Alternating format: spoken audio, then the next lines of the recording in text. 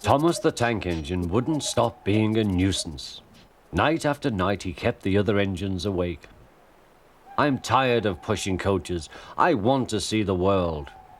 The other engines didn't take much notice, for Thomas was a little engine with a long tongue.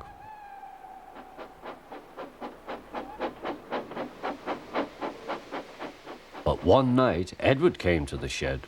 He was a kind little engine and felt sorry for Thomas. "I've got some trucks to take home tomorrow. If you take them instead of me, I'll push coaches in the yard." "Thank you," said Thomas. "That will be nice." Next morning, Edward and Thomas asked their drivers, and when they said yes, Thomas ran off happily to find trucks.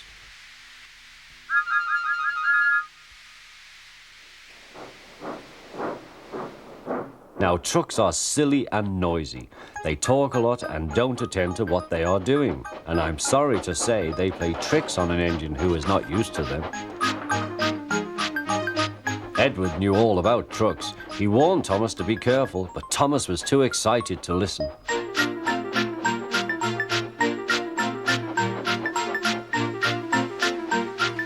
The shunter fastened the coupling, and when the signal dropped, Thomas was ready.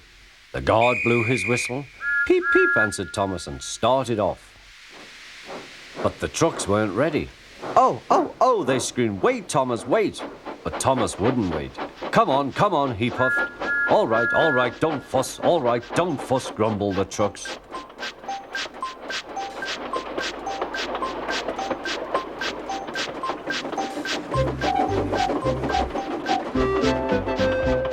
Thomas began going faster and faster.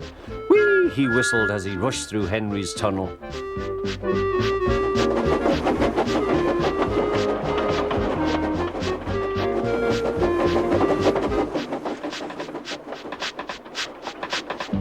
"Hurry, hurry," called Thomas. He was feeling very proud of himself, but the trucks grew crosser and crosser. At last, Thomas slowed down as he came to Gordon's Hill.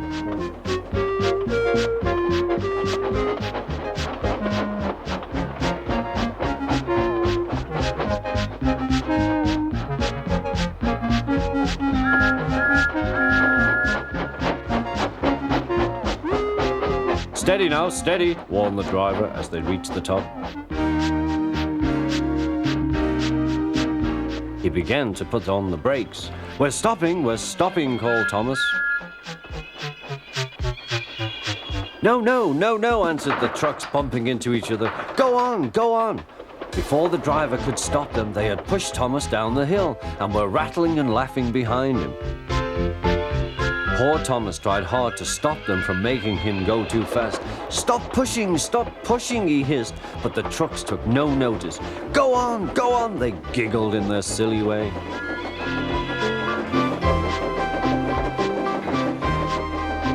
"There's the station. Oh dear, what shall I do?" he cried. They rattled straight through and swerved into the goods yard. Thomas shut his eyes. "I must stop." When he opened his eyes, he saw he had stopped just in front of the buffers. There watching him was the fat controller. "What are you doing here, Thomas?" he asked.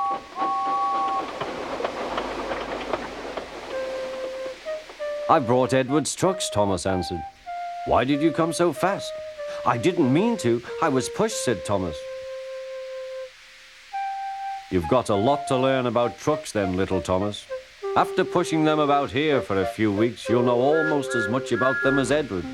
Then you'll be a really useful engine."